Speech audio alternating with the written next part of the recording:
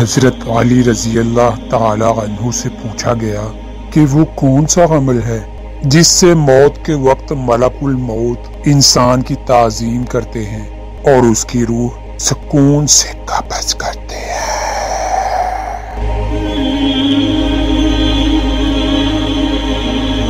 بس جیسے ہی یہ پوچھا گیا تو امام علی علیہ السلام نے فرمایا، اے شخص، وہ 3 عمل ہیں جو انسان یہ 3 کام کرتا ہے تو فرشتہ موت اس کی تعظیم کرتے ہیں۔ پہلا عمل کہ وہ انسان زندگی میں اپنے ماں باپ کی خدمت کرتا ہو، ان کا احترام کرتا ہو۔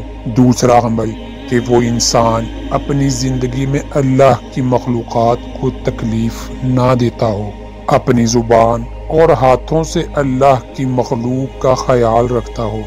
اور تیسرا عمل کہ وہ انسان زندگی میں ہم محمد و آل محمد سے محبت کرتا ہو۔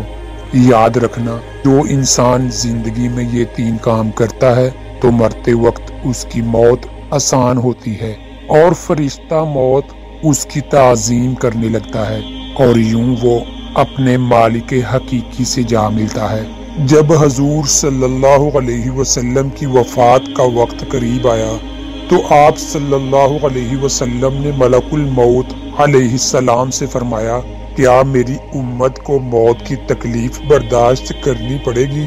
تو فرشتے نے کہا، جی ہاں، کرنی پڑے گی۔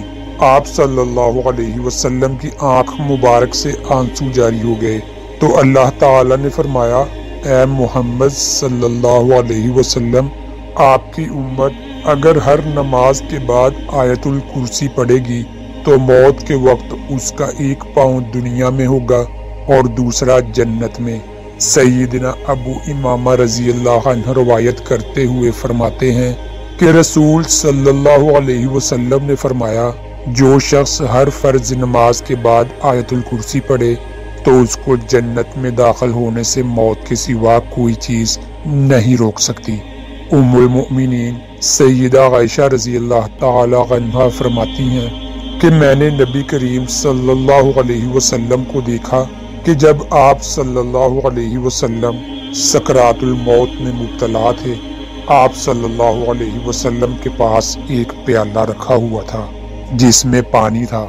آپ صلی اللہ علیہ وآلہ وسلم پیالہ میں اپنا ہاتھ ڈبوتے، پھر اپنے چہرہ مبارک پر پھیرتے اور یہ فرماتے تھے، اے اللہ، موت کی سختی دور کرنے کے ساتھ میری مدد فرما۔ موت کی سختی کے بجائے موت کی شدت فرماتے۔ ام المؤمنین سیدہ عائشہ رضی اللہ تعالی عنہا فرماتی ہیں کہ جب سے میں نے رسول کریم صلی اللہ علیہ وسلم کی موت کی سختی کو دیکھا ہے، کسی کے لیے موت کی آسانی کی دعا نہیں کرتی۔ عبداللہ بن مسعود رضی اللہ عنہ سے روایت ہے کہ میں نبی مکرم صلی اللہ علیہ وسلم کے پاس آپ کی بیماری کی حالت میں گیا۔ بیمار پرستی کے لیے آپ کو شدید بخار تھا۔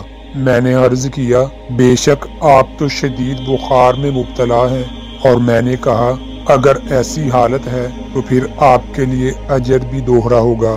آپ صلی اللہ علیہ وسلم نے فرمایا، کیوں نہیں؟ جس مسلمان کو بھی کوئی تکلیف پہنچتی ہے تو جیسے درخت کے پتے جڑتے ہیں، ایسے اللہ تعالی اس کے گناہ جاڑتا ہے۔ اللہ پاک ہم سب پر اپنی رحمت نازل کرے۔